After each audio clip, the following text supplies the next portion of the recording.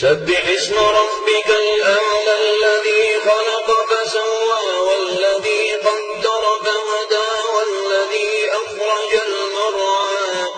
فجعله غثاء أحوى سنقرئك فلا تنسى إلا ما شاء الله إنه يعلم الجهر وما يخفى ونيسرك لليسرى فذكر إن نفعت الذكرى سيذكر من يخشى ويتجنبها الأشقى الذي يصلى النار الكبرى ثم لا يموت فيها ولا يحيا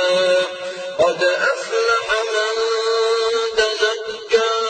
وذكر اسم ربه فصلى بل تؤثرون الحياة الدنيا والآخرة خير وأبقى إن هذا لفي الصحف الأولى صحف